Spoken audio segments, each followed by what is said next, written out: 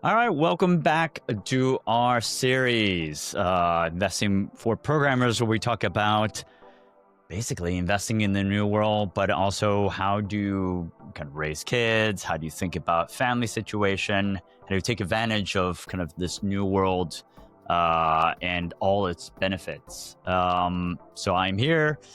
Tak Lo. I'm currently here in Hong Kong, raising my family here, but previously in Europe and originally in the US. And Stefan as well, who was on the call, originally from Austria, raising his family and his kids who are somewhat a little bit older, but relocated to Armenia about, again, 5 years ago, 6 years ago? 7. 2018. Okay. Yeah, 7 years ago. So we're going to discuss global families in this episode. Yeah, perfect. Yeah. Sounds Thank you for having me. Yeah. And then, so global families, but what I think we really kind of mean is really kids, right? Raising kids, you know, as kind of digitally nomadish and being flexible, I think, in the opportunities. But you know, it's very different from being a digital nomad with no kids, and you can be just a person or a couple. But then having the kids and thinking about education and community and all that type of jazz.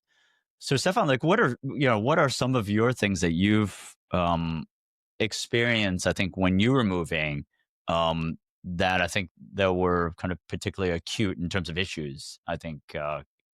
At the forefront of what you were worrying about actually for your kids. Yeah. I mean, kids are a game changer, especially if you're a nomad. Because in a way, you can't live the way like you can live without kids. So before I moved to Armenia, so I lived in Argentina, I lived in India, I lived in US. And having no kids was quite easy because you can always say, okay, today I'm going for a road trip, going there, exploring this country. You don't have any dependency. And the moment you have kids, you suddenly, well, where do they go to school? How do you deal with all the kind of troubles? And then something rings in you and says, okay, and you start thinking there are two systems. There's the life that you have before kids, where digital nomadism is perfectly compatible. And then there's the life afterwards, after kids, and then you should settle. And there might be some truth in it, but I still believe it could be a very great experience to also go migrate with kids. It's just a different one. This, I think. But how did you? Right, we can talk a little bit about those phases, right? So there's the phase before kids. You can kind of do a move. You know, after the kids are out of school, out of home, there's another phase. In between, I think. So your eldest was. I'm trying to do the math here. 18 minus 7, 11. Your eldest was 7 when 11. you moved, and then your youngest was 11. So Anahit was already 11, so she was born in 2007, so plus 11 years is 2018, and my son was 4. And in a way, the peak of Armenia was a little bit also with the kids. So because in 2017, my wife and we were in this kind of crossroads. We said, okay, so she was learning German, but she didn't speak perfectly German. And in Austria, so you need to be quite fluent in German for a lot of jobs. So they have no English high culture, German, right? Are you're talking about high German? Yeah, well, not the Swiss German and all that garbage. But we also have a dialect. This makes it also very difficult. Oh, right. Okay. Not as harsh because so there's the saying, the Swiss understand everyone speaking German. The Austrians understand themselves, of course, and the Germans only understand the Germans. So this kind of model is, and we have quite a tough dialect, and there is a lot of people complaining about it. So you have your German course, you learn this plain high German, and suddenly somebody talks to you in dialect, and you have no clue what he was talking about.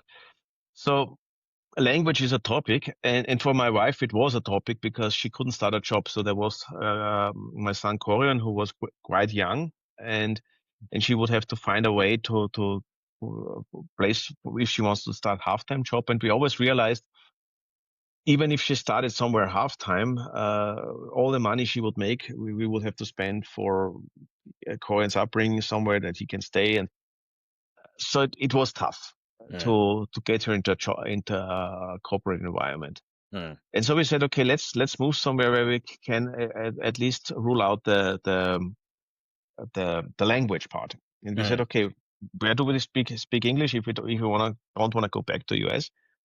Yeah, UK, fine. I had a job offer from Scotland, and they said, great, this will work out because they speak English. And I was interviewed by 3 people. One was from Edinburgh, speaking Edinburgh accent, no problem. The recruiter was from London, perfect British English, and the third one was a Scotsman, but he was raised to speak without any accent. So I thought, okay, what do all the people have against Scots? I understand them so perfectly fine. Well, that's you got the easy case. Yeah, this was the easy case in the recruitment, but the tough case came when my direct reports were all from Glasgow. So suddenly I was introduced, and I wasn't sure what he was telling me. I actually I know very well, because I actually when I was in high school, I did I backpacked across Scotland. I was trying to get to Elan Donan Castle, the big castle in Highlander.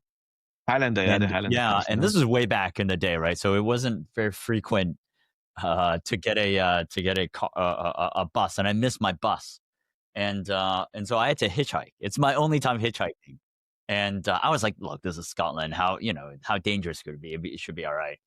And so but standard Scottish weather. It was starting to rain, but not a heavy rain, but it is drizzle.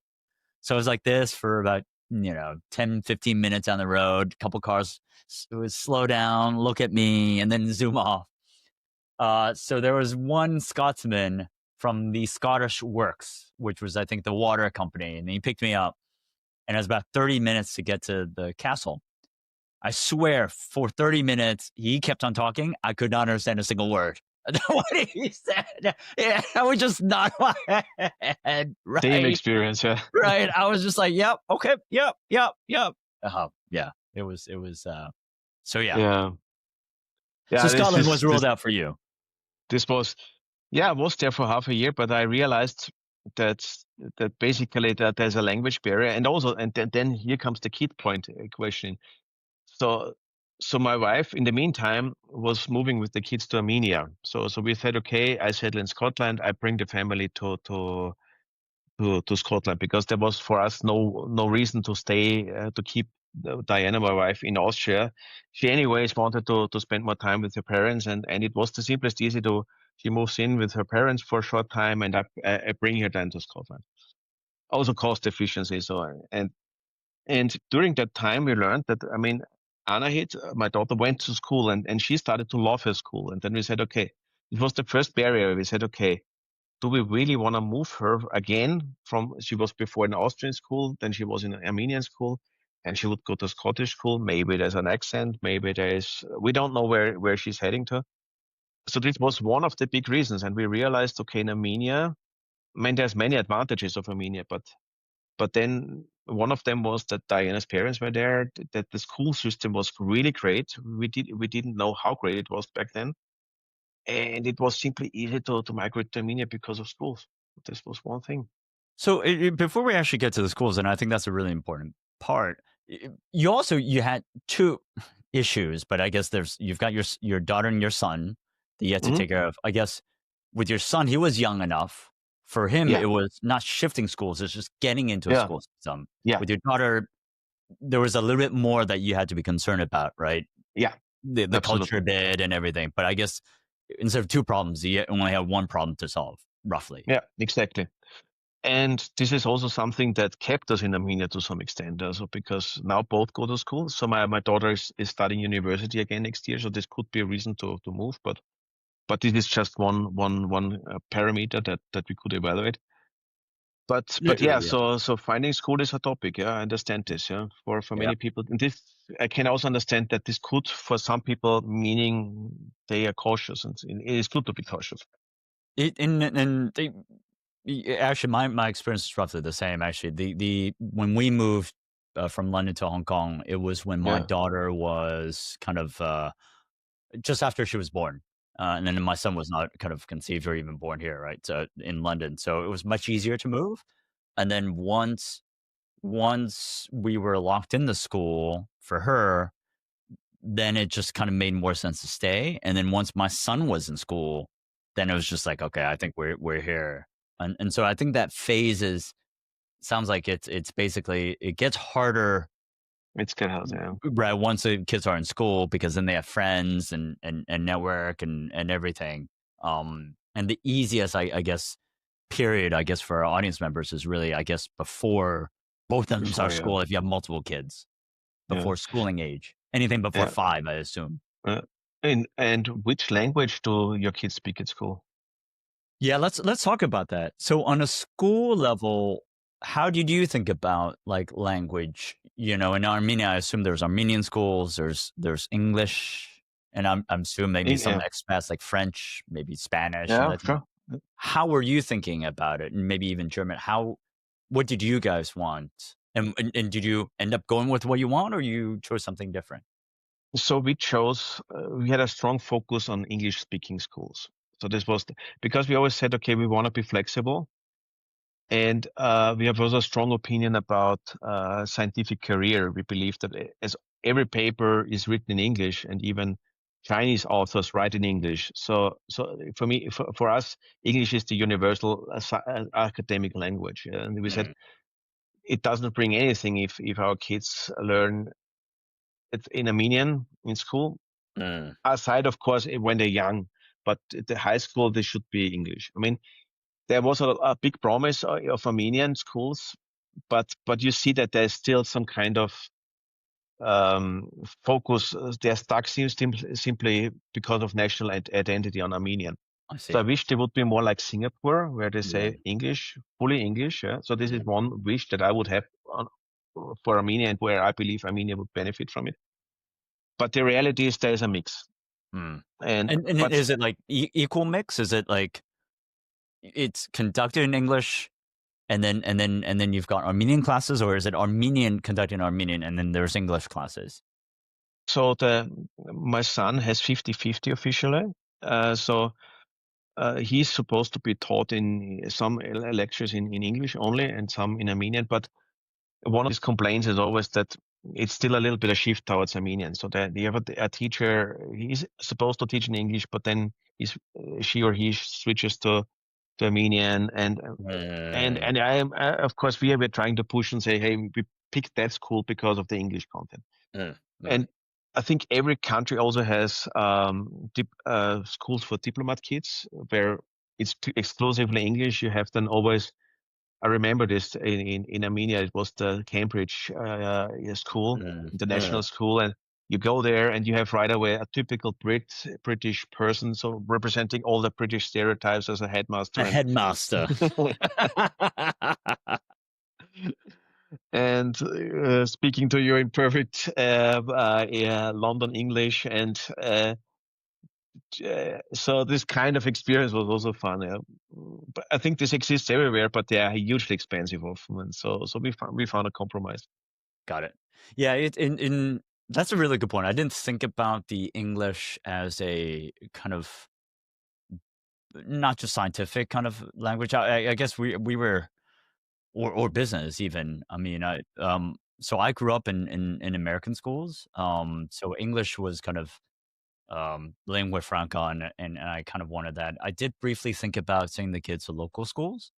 But then my cousins were very quick to kind of point out like it would be very difficult for me because my Chinese I can speak Chinese but I can't write.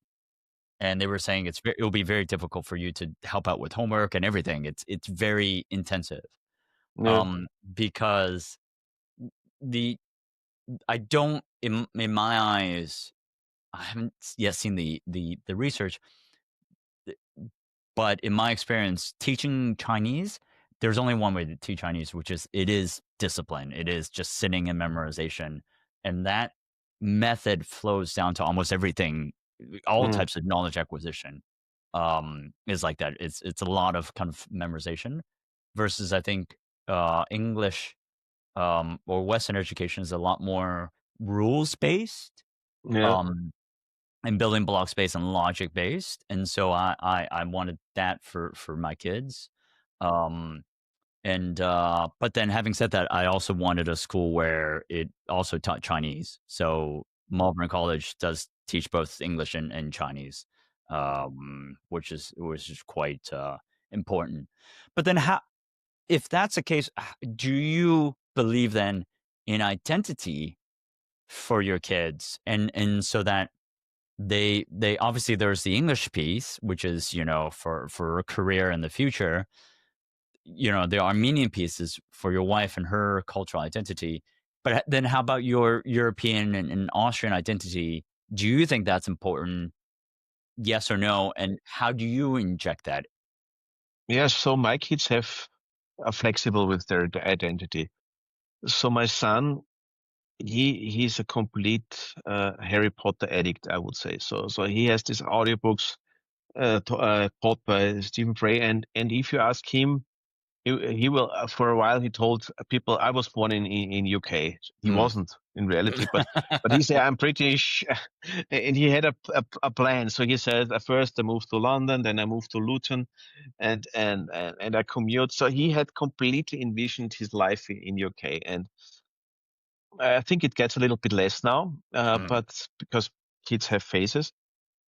But he identifies still very strong with the UK mentality, and yeah, Austria is nice, but yeah, he's there more in his own world. He's a computer gamer also, and he gets identity for him gets very blurred in a way. Mm. With Anahit, my daughter, it's completely different because she's very proud to be an Austrian too, Right, but right. she's She was also very older. proud to be Armenian. So this is the kind of thing. So And do you try to US, speak kind of German in the house so they know it, or do you try to visit a lot to Austria as well? so language. So Diana speaks with the kids Russian and Armenian often. So I'm learning these languages too now. If you all together, English is the common language because everyone understands it. And the thing is, the kids, they audiobooks, German audiobooks. This is where they keep the German level high.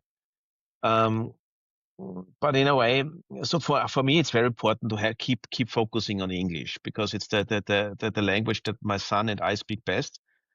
And everyone else, so my speaks it perfectly. It's more so. Yeah. It also gives the kids the flexibility. So my daughter, for instance, she says she's going to university, and I think her precondition is it has to be an English spoken university, although she speaks tons of languages. Right.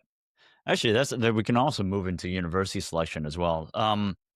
Yeah, with my kids, it's for at home we try to speak Chinese. My wife's Hmm. half Korean. So with her, I try to say with mom speak Korean and then with me speak Chinese. Doesn't always work out that way. But yeah, we try to keep that way, and that way she can kind of or the kids can learn both Korean and Chinese, and then just speak English at school.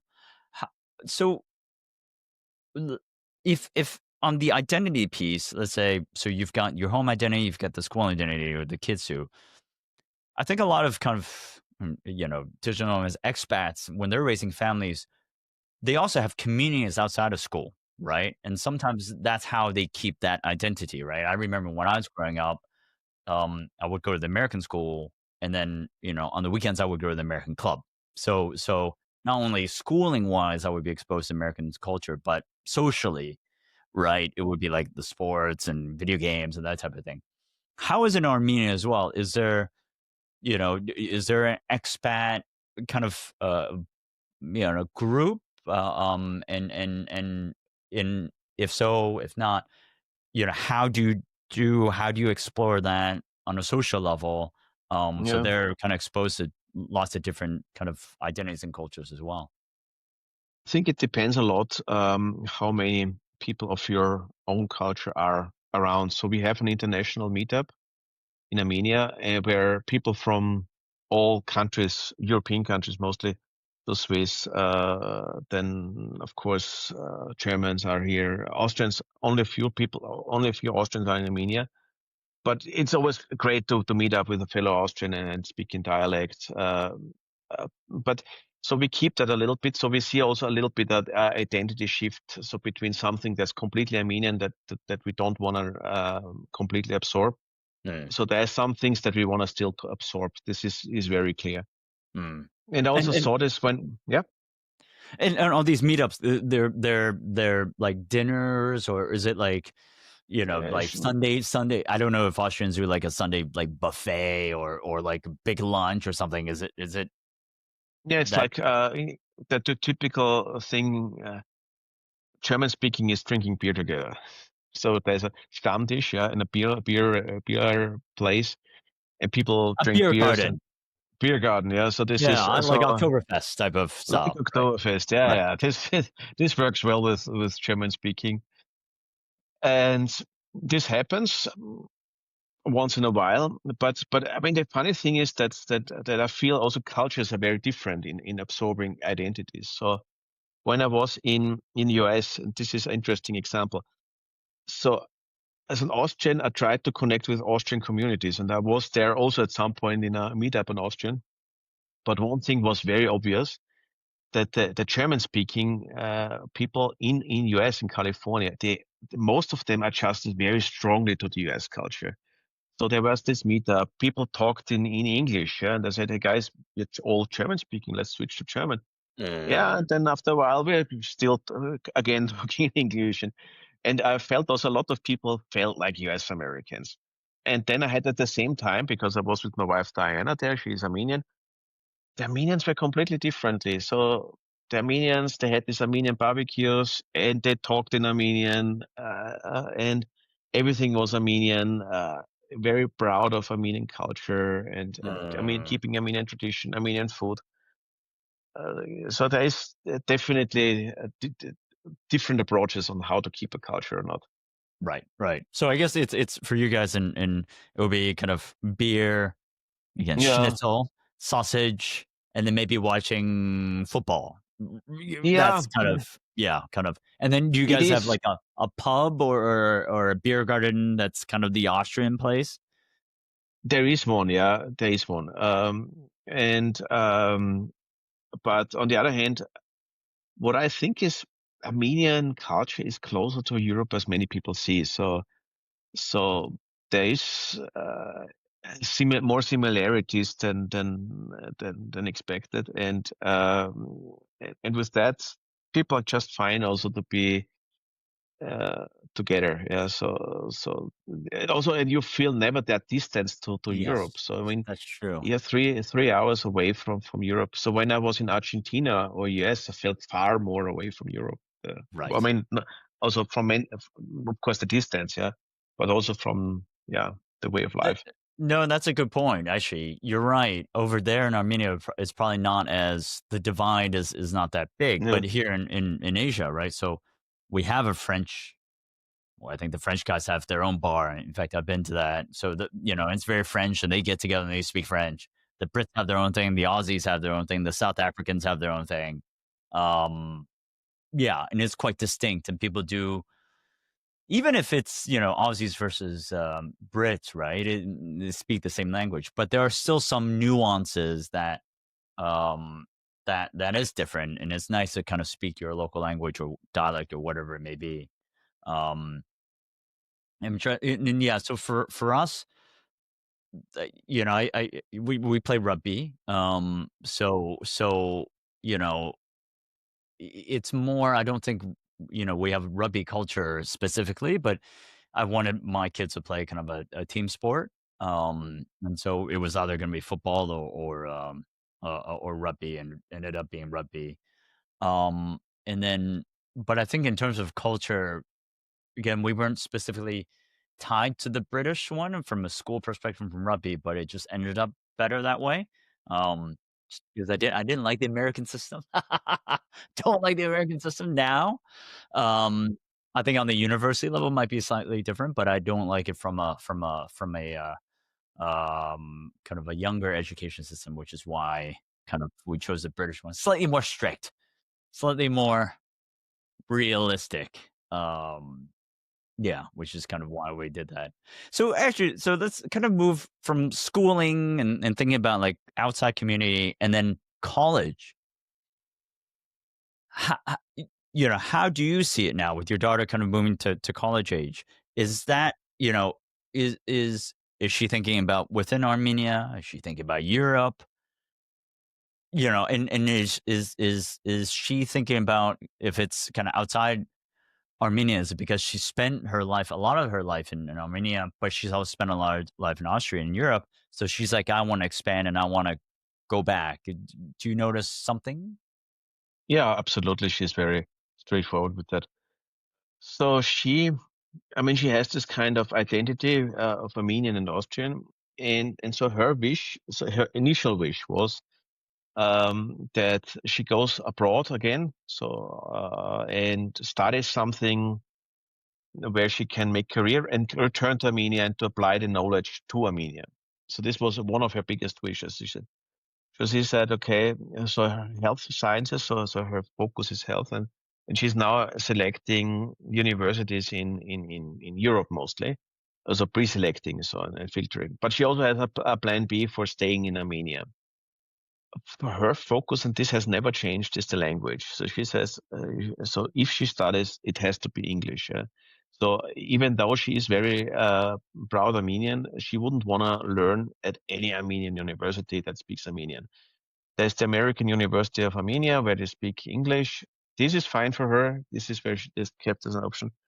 But I understand her, and this is also for me the advice for every expat. So I mean, if you're considering moving, focus on English because if Anahit would only speak Armenian now, this would be tough because what shall she do with Armenian? So she goes somewhere. Even of course she would have basic English language, but she wouldn't be able to follow everything. Right. So yeah. But going on the that university level, and this is where I can learn from you because my kids are not that old yet. Um, so she has a base, kind of, she can do English, Armenian, on a kind of a high school level. German probably not on a high school level, right? But Or middle school, yeah, yeah. yeah, maybe high school even. So she's Okay, quite good in German still. Yeah. and then but on a European kind of college or university level, are pretty much all universities, let's say in Austria, in Germany, probably not France, but is the language of instruction English? No, not really. So it's uh, not everywhere. So if you go to Austria, this of course I know best because of my history. It's either German or English, and this depends a lot. So it's more traditional, of course. The Austrian mentality or the mentality of every nation is why should we talk any other language than our native language? Because we are here now, and those who come to us have to That's right. adjust. This is Right. the mentality. Unless you're in Singapore, maybe where they say English is part of the Yeah. country strategy. But of course, some people think different. Of course, in Austria as well, they say, well, English, all the papers are in English. Why should we teach German? And and I think it depends a lot, yeah, what you're looking for. But basically, English universities you find in every country at the moment. Okay, so she's not encountering too many issues of finding universities, let's say in No, Austria. Okay, got it. no, it is especially well known international universities because I mean, if you build if you want to really strive for greatness, yeah, you need to offer in English Mm, because all your international students mm, they wouldn't come to you if you have to learn a language like German or even smaller countries like Netherlands than the Swedish or whatever. mm. How now for the UK guys, I remember one of my mentors when he was, before he kids went to university, they officially, I think they had to stay in the UK for 2 or 3 years in order to qualify, even though they're British, they had to qualify in order to be a resident to qualify for the kind of in-country, tuition fees. Is that something Europeans have to face as well? Yeah, so it depends. You have to look country by country basis. I mean, if you think about Switzerland, for instance, I mean, Switzerland is you have this extreme high living costs. So if most likely the Swiss universities add on top high tuition fees, who would go to ETH? Then only those people who can afford it. And I think I heard about ETH that they look for performance, and so they don't want to have the tuition fees will kill the career of people. Um, but I think, yeah, of course, there is a protectionism about study places. It depends also very much on what kind of things you study. So medicine is a good example. So in Austria, we have, because medicine is of course limited. So you can't scale medicine so well as any other other class, because okay, if you have history or anything that where you just have to learn, you can scale. But medicine, you need to be able to do surgeries, and there's a limitation alone, yeah, on human bodies that you get supplied with, or and that there's simply more hands-on stuff to do, and you have limited amount of places. So in Austria, the kind of challenge is open for everyone, and in Germany there's a limitation based on the grades. So a lot of Germans come to Austria to study medicine there, and this is a Mm, conflict because if you have medical schools and people come just to learn and return to their home countries, suddenly that's no you good. run out of, no, yeah, exactly, Yeah, because you could run out of doctors. So this is that's a right. conflict that Austria has for years. Surely it's a simple problem to solve, right? Just admit more Austrians proportionally. I think this is one way to do it, yeah. But there's always the European Union that might have a say in it. So honestly speaking, I don't know how they solved it, but I know that this is a constant discussion, and there's always the kind of thinking, okay, maybe tuition fees cheaper for Austrians and higher for Yes, you're right. You foreigners. can do So that. so that's a, I don't know exactly which kind of solution they agreed upon, but I'm aware of the problem. And then how are you thinking about let's framing the question in terms of phases, right, in life where, before kids it's easy to move, after kids it's easy to move. Once your daughter starts to college, go to college, university, that's one person, one parameter that's taken care of. And then I guess are you kind of waiting for your son to get to that university age before you'll even consider moving? No, so we are here in this exactly kind of situation we discussed in the beginning. I mean, moving with one kid is tough. Moving with two kids, it grows exponentially, and if you then add more kids to it, so I think really the difficulties grow exponentially, because the more kids you have, the bigger the chance that your kids simply don't adjust well. That there's That's at right. least one of Exactly. it, yeah. Yeah, And exactly. and I had lots of discussions, and some people say some kids grow with challenges. So I see it also with my daughter.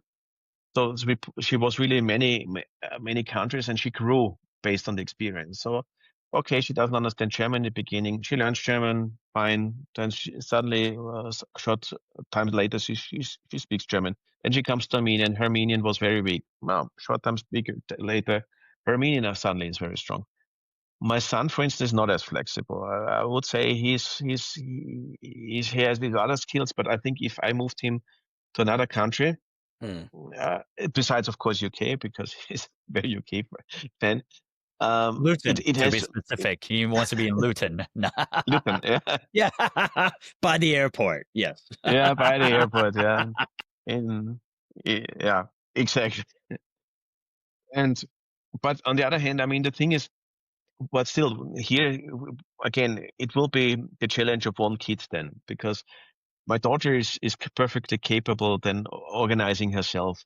Of course, we need to support her, but getting a kid into school, this is the real challenge, because here you have someone that does it on, you have to not voluntarily in a way, yeah, because I think university is a choice of a kid already, and this is a sign of being grown up. But if you have a kid that is not happy with going to school, and then you have to move him to another school, you risk a lot, so that they will complain about, yeah, my friends at home. And I know a lot of people who also complained to me afterwards, so that they had been moving very often. This wasn't good for them, and others say it was. So yeah, but I'm open to it. But it depends on bigger topics. Let's say if I move or not. Yeah. So I guess it depends on the nature of now that you've got right these factors you have to factor in. No, It depends on their constitution and how they react exactly, to it. exactly. Yeah, and that's a really good point. Like growing up, we moved every 2-3 years, and I got used to it, and I didn't have to learn new languages, right? So I just went to all the American schools or British schools, where there's certain times I couldn't get into school because we went the wrong time. So I would go to a British school. Mm. Actually, but the British schools were the worst. Um, I wasn't used to that coming from the American school. Um, but having said that, like I think I adjusted pretty well. I think my brother probably adjusted pretty well as well. Um, but having said that, like I think I didn't want that experience for my kids. Um, just because I thought that having some roots, having a core group of friends growing up together was not just a lovely thing, but I think a badly needed thing. That's something I miss in my background, and having friends, arguing, making back up, and building a real relationship that way. Because for me, if I blew up with somebody or we had an argument, I knew next year I won't see you, and then afterwards I'll be gone, right? So there was no need to maintain relationships, um, which I don't think is especially healthy. Um, Yeah, of course. Yeah, so I think, for us, we try to make sure that we were there in a certain amount of time and not always moving, so the kids actually can maintain that relationship. But you're 100% right. I think if you switch different languages, it can be very difficult, right? And it could be bullying, it could be depression, right? Like you're just in a new yeah, environment, you don't even know how to handle it. yeah, exactly. And this is of course the question. So I think if you are a digital nomad, one skill you have to definitely learn with kids is the kind of educational skills. So I think, I mean, kids are in a way, like an investment. So if the more you invest in them, the more you get back. And some people are better at it, and some people are worse in it. And and and if you completely ignore that you have kids with you, and you're trying to move from one place to another, this could be lead to bad surprises. I guess that's the kind of thing. But if you're very forward looking and you know exactly how to prepare kids, then maybe it's experience. Yeah. But I think that's a really good point, right? That's like, what part of moving is your ambition as a Yeah. person, as a couple? What part of Yeah. moving is for your kids? And I'm not saying one is worse or better than the other, Yeah. but I guess it's just worth thinking about, right? So, because for Yeah. me, it was my parents or my father moved for his career. I'm not blaming him. I'm just saying that's what he did it Mm. for. And luckily, I was kind of at least kind of resilient enough to deal with it. Um, but not everybody could, right? And Yeah. and, and it is tough. And if you're a digital nomad and you want to just move for your own sake, and neglect, I think that period of adjustment, not every kid will react well to that. Yeah. And it also depends a little bit how close the target culture is to yours. Yeah, I So know exactly. Yeah, I mean, yeah, I was living in many different countries, and one of them was India. And although I have, of course, also positive memories back, but also remember lots of culture shocks, like where I said, okay, I mean, this is not for every European. Then India is like yeah, tough. Yeah? I mean, I yeah. know some Europeans will say, is the best country ever, and they can't wait to go back. But it's polarizing so much. But I imagine when you speak no Hindi, nothing at all, and everything is different, and yeah, this could be tough, I That's a think. really good point. I mean, even for us, I think there was a certain point about 5 years ago, Yeah. during COVID, we're like, okay, the kids are still young. So during COVID, Vera was 6 and my son was 3. So we're like, okay, we Hmm. still have a window because, it's just we're dealing with one issue. And we were looking at a whole list of countries, like Korea, Singapore, Taiwan. But one thing you kind of made me think about, one thing that we're like, okay, schools, easy to switch, right? English, that's okay. Yeah. Healthcare, we're like, and this is especially acute and important during COVID. We're like, here, I've got enough of a network and friends and family that are doctors. I know the system. I know how to hack the system if needed, especially with COVID. We weren't sure which vaccines were good and that type of thing. We're like, we can deal with this. Versus if I go, Singapore's fine, right? But Taiwan's a little bit more tricky. Korea, my wife's Korean, so that's fine. But it was just like, it does get trickier. And we're like, yeah, that is a risk. That especially during COVID, that we're like, I didn't want to take. Again, schooling, it's kindergarten, it's fine, right? Mm. Yeah. Um, but I thought the healthcare was an issue. Yeah. Yeah, how did you think about that? And was that an issue for your family as well? And of course, healthcare is a huge issue, and a huge topic to consider, and it will be also for my future, because let's say, Right. I mean, so here I have doctors who partly don't speak English, and I always Right. wonder That's right. if I have. So sometimes my wife needs to translate to me, and I think there might be, the older I get, the more I will frequently visit doctors, and I don't know if I want to have all the time the translation, or if there's Right. something Right. where I'm very impatient to understand the results, and then I don't get it really tough. No, But on the and other the hand, reason it made it, sorry to interrupt, but it really made me think about this because uh, when my wife was having my second, Ethan, I noticed I was like, if so she had my first in London and she can yeah. speak English fine, but I was like, she would rather have kids in Korea where it's her native tongue because when you're in extreme pain, you can't really think about like, how do I translate this, right? You're like, give me the damn meds, right? Give me whatever you got, give me the drugs, right? So I was like, I get it. Like, Mm, yeah, you don't want to translate, like in your case. yeah, yeah. Well, that's why my son was born in Armenia. Right. So I Give me understand whatever your you got. wife fully. That's right. Give me whatever. It hurts. Yeah, Just, yeah, yeah. whatever. Now, but there's also one interesting observation I have about healthcare. Mm. So I mean, Austria obviously, I mean, is a richer country than Armenia, and everyone would assume that the healthcare system is far better in Austria. But there's one factor, I think, that people don't factor in, and this is median age of people. So even if you have a great healthcare system, if the median age of your population is high, you can also expect that it's more challenged. Yeah. and and you can often see the quality of a healthcare system by the amount of time you wait for non-essential surgeries. So let's say there's some surgeries, if you do it in half a year, it's also still fine. You might be in pain until then, but you have to wait. And here, you see in Austria, it gets a lot of delayed, and so that the healthcare system is really being challenged by the aging population.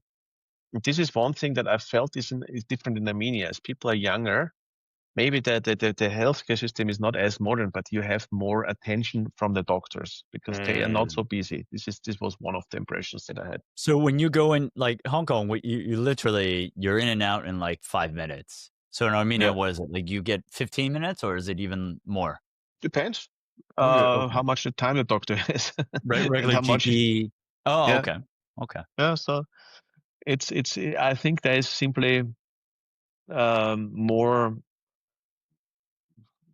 It's simply because of the kind of low age of low median age. This is my personal experience. in thinking about the future, I think one consideration I could have is the most innovative country in terms of healthcare. Mm. So because I Mm. think healthcare is one of the things that is completely, with innovation you can achieve far more performance. And I understand that healthcare is a sensitive topic, and some people are afraid of the negative consequences. But I think if you would allow more artificial intelligence in the healthcare system, and you're more efficient, and you're better in your diagnosis, this could be a huge value add when you get old and you need medical care, because basically, yeah, this is I one thing I consider. No, I agree. I did an interview of Hong Kong Hospital Authority before, and they were kind of Yeah, instituting more kind of AI driven stuff, and they were basically yeah, saying, yeah, it's basically the efficiency of the doctors. yeah, Instead of filling in, reports, just generally, all the yeah, not all, but a lot of the yeah, admin stuff is taken care of. yeah, Um, and then that's just kind of the basics, right? Then you can layer on medical records with AI, so there's a kind of pre-diagnosis that you can actually kind of do, and that also kind of lessens the doctor's burden and time as well.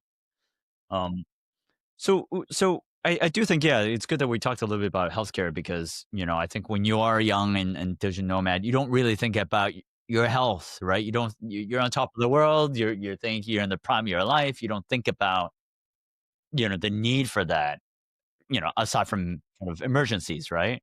But I yeah. think Emergencies. Yeah. it's very different once you start having family and kids Oh around. yeah, yeah.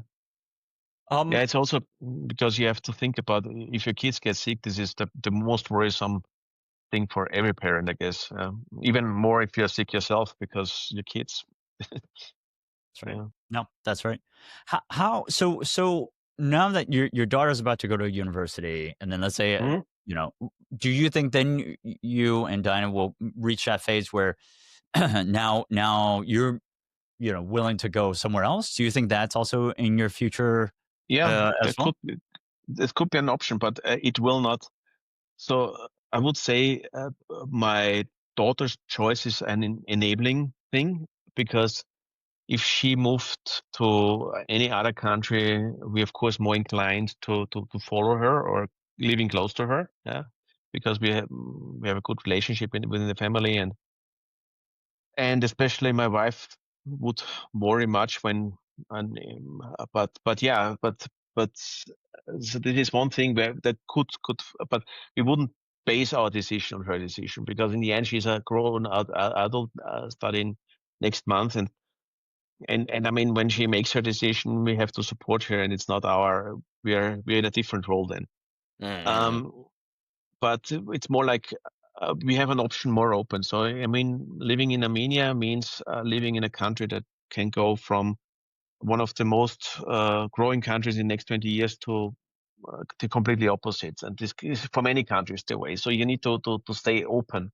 Mhm. And this Mhm. means when our daughter is done with her school, our life a move gets less complex, because we need to worry only about one kid, and this kid speaks best English, so there's a chance that we would move if other things went in a way we don't want. Right. So I guess it's like, once both kids are fully functioning adults and have a job, then that kind of frees up your mental capacity to consider, what's next, right? And whether it Yeah. is still in Armenia or somewhere else. Do you have you devoted some time in thinking, when that happens, what would kind of be the framework of priorities? Would it be cost of living? Would it be, I don't know, quality of life? Would it be healthcare? Yeah. I think, yeah, I think perspective change when you grow older, which is quite natural. So of course I think ahead of it. So healthcare is a huge topic, of course. So you want to be somewhere where you are uh, close to a good medical healthcare system, because this increases your life quality, and also most likely the age you can achieve. Then cost of living depends on how much money you made before. Yeah? So if you're that this could affect, then weather is one thing that is could be, because if you choose then where you retire, you might choose a place that is has the perfect weather conditions. So this means you don't want to have too much heat in the summer, and you don't want to freeze in the winter, or you live in a place that's extra dark or something. Right, And if right. you can then choose, Right. Who wants that? Nobody wants that. Yeah, yeah. Right. maybe retirement in north of Scandinavia is not the best way. And also not so somewhere in the desert or so. No, but that's a really good consideration. Like I've noticed. So did you know Hong Kong has actually one of the longest living? I think it is the longest living kind of city in the world. Yeah, there's a lot of different reasons, and obviously it's a small island. There's pollution, all that type of jazz. But I think one is the diet is very good, and the fact that it is small, so it's quite social. It's quite easy for people to go out, meet a friend, right? And socialize. And I think that social element actually does very And, well and, for that's, it stimulates the mind and yeah, conversations and that type of thing. Um, but one thing I think is the weather. It is hot, but you get maybe 2 weeks of really really hot, but it's never too cold. Which I that's think good. I've noticed more as one Uh, gets older. One is more sensitive to the cold. yeah, yeah, Right. Hot is okay, but I think it's the sensitivity to the cold, which I noticed with a lot of my older relatives. yeah. This is definitely one thing, and also the light exposure you have, because you get more sensitive, and I mean, for a young person, I mean, some young people also get depressive Of course, in yeah. northern countries. And they have, so this is, I think, also where the rational mind comes, because if you think about Iceland and all the Scandinavian countries, they really created a system that lets you deal with the kind of challenges of the cold season better. But I How? think What was this stuff? I think they're. I mean, this is my personal opinion about it, but I think they're more talking openly about things. So if you think about alcoholism, yeah, so if becoming an alcoholic is something you wouldn't want to talk about in Central Europe or so. So you wouldn't address this topic. You will simply swallow it down and say, okay, yeah, he drinks sometimes a little bit too much, but you don't want to address it. But what I learned is that the Scandinavians, they see, okay, yeah, it can become a problem. Let's talk openly about it. Let's see what we can do about it. Because if you start drinking in autumn and you have a long winter ahead, yeah, stopping in spring might be already Right, right, right. Huh. a long time. Never thought about that. Never thought about that. Uh, I actually, I'm trying to kind of bring. I think I mentioned this on another episode before. So my wife has a cousin who's Korean but been living in France for a while, and her and her partner recently moved from France over yeah, to Peru. yeah, And I also asked, like, Peru, why the hell Peru, right? And so his criteria was actually no, I've got two kind of anecdotes. It- Um, his criteria was the same thing, kind of warm weather, cost of living, um, and yeah, cost of living and didn't really talk about healthcare, but cost of living and warm weather. And then I had another mate that literally just said, ChatGPT. Uh, you want to optimize tax. You didn't think about healthcare, tax, weather, and proximity to his family mm, because he yeah, still had like growing up kids. And so he's like, I want to be, just maybe a 2 hour flight from my kids. So he designed a Guernsey. Um, so I guess what I'm trying to say is like, I guess that criteria, the physical needs become more important, but also I want to kind of share that people do it on using ChatGPT as well. And literally, my friend had a list that was generated, and he went. I was with him in Austin, Texas, and he literally one summer went to every single place. He went to Monaco, Guernsey, Austin, Texas. Just experience it and to see. yeah, yeah. So there's another example how AI will define our life choices. And I think this is one thing that's also good, because I mean, we talked about stereotyping, I remember, in one of the previous episodes, and you can avoid this stereotyping. So because of course, if you think about the kind of well stereotyped places, Paris, London, people will say, yeah, of course. I mean, this is a place that's known. They associate a lot of positive things, but there's so much negative stereotyping still in this world. So for instance, a friend of mine, he was just now in Colombia, and he said most beautiful place he has ever been. And the problem is simply that some people have this kind of association with the drugs in the past. So I guess if you talk with people and you mention some country names, but for many people, still the stereotypes come up, and then they completely oversee that these stereotypes are either not completely true or not true at all. But basically, you can't stereotype a country. I mean, there might be some countries that Of course. fulfill a certain amount of stereotypes, but it's not a full country. And I think this kind of decision, the stereotypes affect our decisions too much.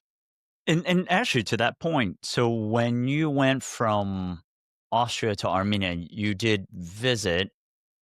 Did you Yeah, visit Armenia yeah, I before you're visit like, okay, in so 2013. you kind of knew what you were going into. Um, Yeah, I knew. and then I was born in Hong Kong, so I kind of knew what I was getting into before I moved. So, right, I think it is important to Yeah, visit, right, to make sure yeah, and probably spend some good time there, yeah, because I think first week you're probably like a tourist trying to figure everything out, right? Second week, third week, you start kind of yeah, going into routine, right? Then you start saying, "Is yeah, this a place that I could live?" Right? yeah. Yeah, and this is a good thing to mention, because I think there is a certain graph on the internet also that describes the mood changes of someone. So the honeymoon phase, and then the kind of disappointment phase, and then so this is like this kind of sinus ring. So the honeymoon phase, everything is better where I'm now, where I came from. I'm so happy that I got this behind, and then suddenly people start missing the old place, and they realize the new place is not perfect at all. And then this kind of phase, oh, I wish I never would have gone. And at home everything was easier. And then at some point you basically balance it out, and you, because of your personal growth, you enjoy your life more as you would have in both countries at any time. And So to this, that point, when you moved to Armenia, were there times where you were kind of regretted, and you're like, "We Armenia, gotta push on"? Yeah, when you moved? Armenia, not really. This is the funny thing. I mean, of course, there were some things where I thought, okay, if I had wanted a career in business, so like really like working for large companies. With Armenia, I screwed this a little bit, because in Armenia we don't have too much, or we haven't had. I mean, now Mm, Nvidia is here, yeah. But mm, let's say I could have, let's say if I would have wanted good names in my CV with a reputation, the kind of selection Armenia is simply less, and I decided to become an entrepreneur. But Armenia never really regretted. So 7 years, there were maybe sometimes where I realized, yeah, I would have avoided a lot of problems if I never moved. Especially we had a war in this country, but at the same time, when there was the war, there was also COVID, and I realized that COVID was far less problematic than in Europe, because in Europe that the society was torn. So it's even today, so you have either a lot of people who are saying anti-vaxxers versus vaxxers, and they are in a huge conflict still. And I feel nobody talks about vaccines in Armenia, because it mm. never become that much a topic. Oh, is that right? Alright. Never. So and then so zooming that out, how when, our audience members listen to this, when they think about moving, what do you think is, like, the minimum time, especially with families, what do you think is the minimum time to think about devoting that in that country or city, right? Like, for me, I think it's, like, at least, like, 7 years. Yeah, 7 years. Yeah, I I mean, mean, I was gonna say 10, but I just kind of yeah. yeah. I think it depends really what are your priorities. So, I mean, there are people who are nomads, and there are people who migrate with business. So I remember a lot of Fair. True. people who want to True. put their career on a fast track. Yeah, so they worked for large companies, and they showed that they're capable of leading, being a country manager somewhere. and very successful people. They were moved from Germany to Romania, India, and so on, and they did a great job. And then at some point there was the kind of promise, well, if you do a great job, you will be in the top management somewhere, because everyone knows that you're a problem solver. And so there's of course this kind of, or diplomats is also a good example. So you're staying 5 years somewhere, then your contract is not extended, but you get another contract in another country. So it depends really what you're aiming for. But 7 years and 10 years, if you be there on your own, it is of course a good choice. And that's why you look at it before. I mean, it's always easy if you already have people there that you really trust and they tell you everything about the country, how it is. This is of course a shortcut. But I remember it with Scotland. Yeah. So when I went to Scotland, I was there on vacation once. I was there, let's say, my interviews there, but I never lived in Scotland until then. And I told the story about the Glasgowian accent where I didn't understand people. Then you have to also live a Scottish winter where it gets really cold and dark. That's right. It's important to face that too. Yeah. Yeah. Yeah. I mean, some people will still say, I don't care. I love Scotland so much and it's a beautiful country. And I even enjoy maybe when it's a little bit more gloomy. But yeah, I mean, you have to be really sure about that. Yeah. No, that's really true. Yeah. The time it just kind of made me think because, there are a bunch of people at some point moving from Hong Kong to the UK, and they were going with their families. And I said to them, you may, like, Hong Kong to the UK, anywhere in the UK, other than London, is very, very different. You have to give yourself 5 years. I said 5 to them, to acclimatize, to get the kids in school, to get the kids adjusted to school, and 5 years just to get used to it. And then not even to optimize the system, right? It's just to get used to things. And a lot of people are just like, I don't know. I just felt like a lot of people, I didn't expect it. It's easy to move. It's easy to think, I can move, but they don't think about staying. They don't think about 5 years. And I was like, at least 5 years, right? Then you might as well go longer after that. It depends on your window, right? Your kids, and then where are they in school and stuff. But at least 5 years. So it's different, right? When you're young or you're a digital nomad and you're a couple, you can stay there for 5 weeks or 5 months, right? That's okay.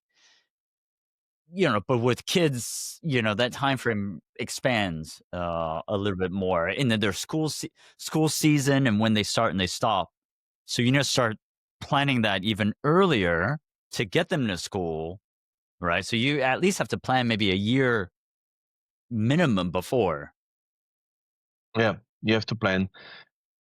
So the kids, the planning starts, but there's also, to what you said now, there's some thought that I have that could be also very interesting. I mean, in the end, the question is always, what's your big vision in life? And this is also the question of how does whatever stay in a country contribute? So I never, I thought about what I want to do in life often during my life, but I realized also in my case, it changed a lot based experiences I made. But some people, they say they want to be the greatest entrepreneurs, or they want to get rich, or have as much life experience as possible, experience this and that. If you, it gets far easier if you can really define what's your life vision. So really saying, because you can see that face in the country contributing to your life vision. So let's say if someone is an entrepreneur, coming to Armenia puts him on a fast track in many things, because let's say if, like me from Austria has not this kind of entrepreneurial thinking. It has other advantages, but this entrepreneurial thinking is not so strong. And so if you combine this, because then you're also able to sustain the kind of periods where maybe you don't enjoy it as much as you expected it, because you can say, hey, this in this part of my life, I focus on that, and this is where I'm heading to. And I know that this is now I have more access to this than in other countries. Yeah. Yeah. This is, That's I a think, that's kind of the North Star. What is that yeah, the North Star. Yeah. direction? Yeah, there you go. I think on that note, I think we've got plenty of advice today on today's episode and thinking about. I think we talked about North Star, think about what general direction we think. We also talked a little bit about tactics, mostly about tactics, about the timing and the phases where they're kind of in life where the most opportune phase is. We also talked about identity for your kids when moving, both in the school, outside the school, how to have multiple identities within families that are, third culture, fourth culture, even. Um, and then, yeah, and then I think we talked about the previous phase when you have young kids, when you have kind of school going kids, and then for those listening that are thinking of moving after the kids are out of school, kind of some of the considerations as well, like weather, healthcare, that type of thing for those, for those people in that phase as well. Great. Thank you very much for listening. Thank you, Stefan. Thank you for being here. Then all the best.